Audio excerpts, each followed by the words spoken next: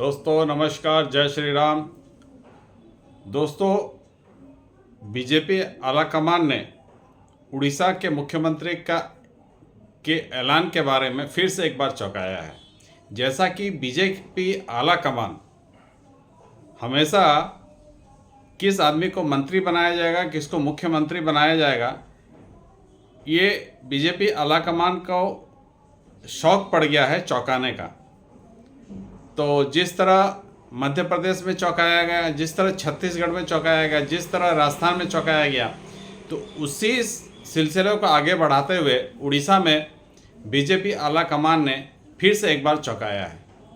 इस बार नाम ऐलान हुआ है मुख्यमंत्री के लिए मोहन चरण मांझी, जो कि 4 बार से विधायक रह चुके हैं क्योंझर से। क्योंझर एक आदिवासी इलाका आता है और मोहन चरण मांझी खुद एक आदिवासी है। इसके अलावा दो उप मुख्यमंत्री और बनाए गए हैं। एक केवी सिंहदेव है, जो कि बलांगीर जिला के पाटनागढ़ से एमएलए हैं, विधायक हैं। और दूसरी उप मुख्यमंत्री है नीमापाड़ा से प्रभाती परिडा। तो एक मुख्यमंत्री, 2 उप मुख्यमंत्री इसलिए बनाए गए ताकि उड़ीसा में जो अलग अलग जाति के लोग या अलग अलग संप्रदाय के लोग रहते हैं, उन सबको संतुष्ट किया जा सके। तो क्यों एक आदिवासी मुख्यमंत्री बनाने का मतलब है जो आदिवासी वोट है उसको इकट्ठा किया जा सके। इससे क्या छत्तीसगढ़, झारखंड, उड़ीसा और कुछ हद तक तेलंगाना और आंध्र प्रदेश, यहाँ पे जितने भी आदिवासी वोट है, यहाँ काफ़ी बड़ी मात्रा में आदिवासी रहते हैं। वैसे तो आदिवासी देश के कोने कोने में है, लेकिन ये एक बेल्ट पूरा बना हुआ है जो कि आदिवासी बेल्ट कहलाता है। तो यहाँ के वोटरों को कैसे अपने प्रभाव में लाया जाए, ये बीजेपी का एक प्रयास है। तो इसी को संतुष्ट करने के लिए मोहन चरण मांझी जी को बनाया गया है, जो कि 4 बार से विधायक है और धरतीपुत्र है। वो ज़मीन से जुड़े हुए आदमी हैं। इनका बैकग्राउंड काफ़ी हम्बल है, काफ़ी सिंपल बैकग्राउंड है। इनके पिता वॉचमैन थे और इनका जो बैकग्राउंड है, जो इनकी ग्रूमिंग हुई है, वो आरएसएस से उनको ट्रेनिंग वगैरह मिली है। आरएसएस में जो शाखा वगैरह में लोग जाते हैं, बच्चे जाते हैं, बड़े भी जाते हैं, तो वहाँ जो उनको शिक्षा दीक्षा दी जाती है वो एक अलग तरह की शिक्षा रहती है, जो नैतिक शिक्षा रहती है। ऐसे लोग जनरली ये परसेप्शन है कि आरएसएस से जो अगर आरएसएस के शाखा में जो एक बार चला गया, वो आदमी कभी गलत नहीं कर सकता है। और ऊपर से ये आदिवासी हैं, तो इनके लिए 2 प्लस पॉइंट हो गया। बीजेपी को ये चुनने में एक मुख्यमंत्री एक आदिवासी भी हो, प्लस वो शाखा के संग में रहा हुआ हो, तो इसके कारण बीजेपी से इससे अच्छा चॉइस नहीं मिल सकता था, इससे अच्छा विधायक नहीं मिल सकता था जो आरएसएस बैकग्राउंड का भी हो, प्लस वो आदिवासी हो।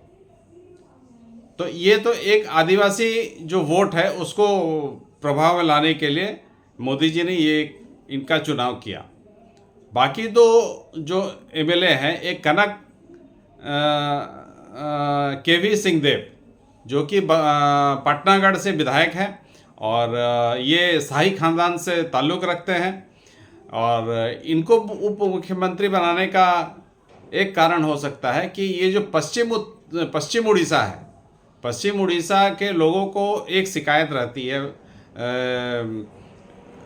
अपने राज्य से कि वहाँ पे डेवलपमेंट काफ़ी कम होता है। हालांकि पश्चिम उड़ीसा खनिज पदार्थों से भरा हुआ क्षेत्र है, लेकिन वहाँ के लोगों को एक शिकायत है कि डेवलपमेंट के नाम पे उन्हें झुनझुना थमा दिया जाता है। तो अब वहाँ से एक उप मुख्यमंत्री अगर राज्य की राजनीति में सेंटर स्टेज पे जाता है, तो वो जाहिर है अपने क्षेत्र का काफ़ी विकास करेगा। तो इसी जो ये जो गैप है, ये जो सेंट्रल उड़ीसा और पश्चिम उड़ीसा के बीच में जो गैप है, इस गैप को पाटने के लिए केवी सिंहदेव को बनाया गया। और केवी सिंहदेव से उम्मीद की जाती है कि वो पश्चिम उड़ीसा के लिए काफ़ी अच्छा काम करेंगे और पश्चिम उड़ीसा को भी विकास की तेज़ धारा में आगे लेके आ सकते हैं।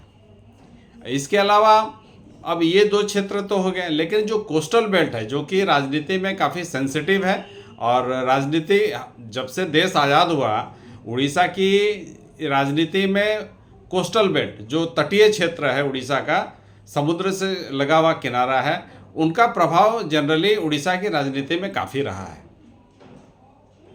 तो उस क्षेत्र को संतुष्ट करने के लिए, वो जो इलाका है, तटीय क्षेत्र है, उस इलाका को संतुष्ट करने के लिए प्रभाती परिडा को उप मुख्यमंत्री बनाया गया। तो एक मुख्यमंत्री, दो उप मुख्यमंत्री बनाए गए, ताकि उड़ीसा के सारे क्षेत्रों का प्रतिनिधित्व उड़ीसा के शासन में हो। जो नई सरकार बीजेपी की आ रही है, वहाँ उनके शासन में उड़ीसा के हर क्षेत्र का प्रतिनिधित्व हो, ताकि हर क्षेत्र के लोग अपनी बातें रख सकें और उड़ीसा को हर चहुमुखी विकास, उड़ीसा का चहुमुखी विकास ये नेतागण कर सके। इसीलिए ये एक टीम बनाई गई है सेंटर के द्वारा, और उम्मीद करता हूँ कि ये टीम काफ़ी अच्छा काम करेगी। कुछ लोगों को काफ़ी निराशा हुई है, क्योंकि एक एलिट वर्ग जो है उड़ीसा में भी, जो एक एलिट वर्ग है, वो सोचते थे कि कोई पटनायक बनेगा मुख्यमंत्री, या कोई महंती बनेगा, या कोई पंडा बनेगा, कोई मिश्रा बनेगा, जो कि ऊंची जाति के लोग हैं। और देश जब से आज़ाद हुआ, तब से उड़ीसा में इन्हीं लोगों का प्रभुत्व रहा है। कभी कोई सतपति बना, कभी कोई पटनायक बना। ये नवीन पटनायक पिछले 24 साल से मुख्यमंत्री थे, उसके पहले जेबी पटनायक थे। तो ये पटनायक महंती का ही राज उड़ीसा में रहा है। ये पहली बार हो रहा है कि बीच में गिरधर गमांग आए थे, जो कांग्रेस से आए थे, और वो कुछ दिन मुख्यमंत्री बने थे। एक हेमानंद विश्वाल है, वो भी कुछ दिन बने थे। लेकिन जनरली जो उड़ीसा में राज रहा, ये पटनायक का रहा और महंती का रहा। ये ऊंची जाति के लोग रहते थे। लेकिन पहली बार है कि एक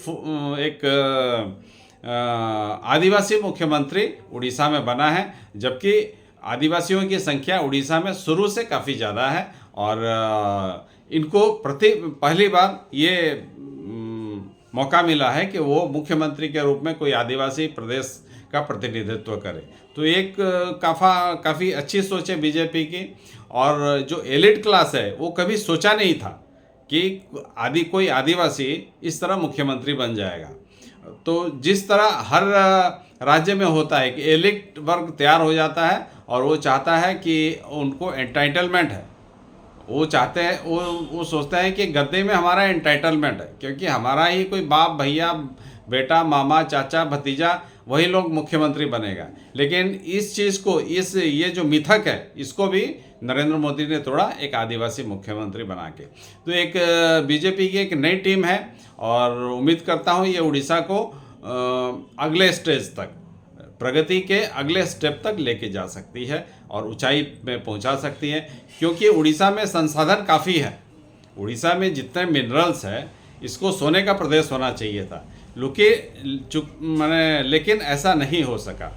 तो अभी चूँकि बीजेपी की टीम आई है, और प्रधानमंत्री मोदी एक विजनरी प्राइम मिनिस्टर है, और उम्मीद करता हूँ जो मोदी जी का जो डबल इंजन वाला सरकार का जो स्लोगन है कि केंद्र में भी भाजपा और राज्य में भी भाजपा, तो अब उड़ीसा के लिए केंद्र में भी भाजपा और राज्य में भी भाजपा हो गई है, और भाजपा की एक काफ़ी अच्छी टीम उड़ीसा में मौजूद है। तो उम्मीद करता हूँ उड़ीसा की प्रगति आने वाले वर्षों में काफ़ी होगी। और एक नई टीम जो मोदी जी ने दिया है यहाँ पे, जो भाजपा आलाकमान ने ये नई टीम जो है, और उम्मीद करता हूँ ये काफ़ी अच्छा काम करेगी और देश को अगले मुकाम तक लेके जाएगी, राज्य को अगले मुकाम तक लेके जाएगी। राज्य अगर अगले मुकाम तक जाता है तो उसके कारण देश भी अगले मुकाम तक जाता है। तो दोस्तों, फिलहाल इतना ही। और उड़ीसा में ये एक काफ़ी अच्छा परिवर्तन हुआ है, और देखना है ये कैसे काम करती है, और ये तो आने वाले वर्षों में ही पता चलेगा। फिलहाल दोस्तों इतना ही। और अगर आपने चैनल सब्सक्राइब नहीं किया है तो इस चैनल को सब्सक्राइब कीजिए, लाइक कीजिए, शेयर कीजिए। नमस्कार दोस्तों।